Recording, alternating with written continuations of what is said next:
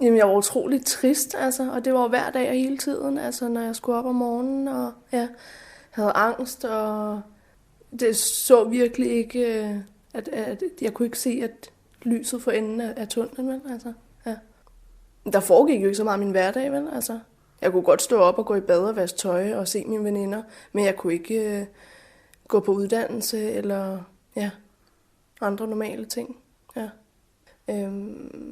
Men jeg kan huske, at jeg havde egentlig ikke lyst til at skulle snakke med Kirsten, fordi jeg tænkte ikke, at det ville hjælpe mig på nogen som helst måde. Og jeg er altså, jeg er ikke så imødekommende, det er jeg ikke, og jeg er ikke særlig åben for noget som helst. Det tror jeg også, at Kirsten kunne mærke. Men ja, og så mødte vi hinanden efterfølgende. Og det var egentlig fint, og jeg begyndte allerede første gang at tænke, hold da op, der kunne ske store ting med det her. Hun gav mig jo simpelthen et spark bag i, som jeg virkelig havde brug for, ikke? Altså, fordi at jeg kan jo godt, det havde jo ikke, ja, det var bare lidt svært at komme i gang, og så gav hun nogle, så havde hun nogle redskaber, ikke? Som jeg kunne bruge, som jeg virkelig kunne bruge, ikke? Ja.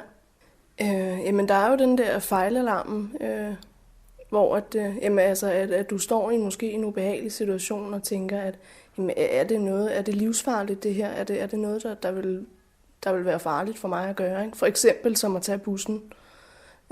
Ja, og det er jeg jo godt klar over, det er det jo ikke. Men det kan være en utrolig ubehagelig situation at stå i. Jamen, hun sidder ikke der og har ondt af dig, og nå, det er også så synd for dig og sådan noget, men hun fortæller dig realiteten, og det er sådan, det ser ud, og giver en et skub bag, og så, altså uden at det overhovedet er voldsomt, eller ikke i orden, det hun siger, fordi det er det jo bestemt. Så det kan jeg godt lide, at hun er hård, men jeg er jo bestemt blevet gladere, ikke? Altså fra den gang, før jeg snakkede med Kirsten.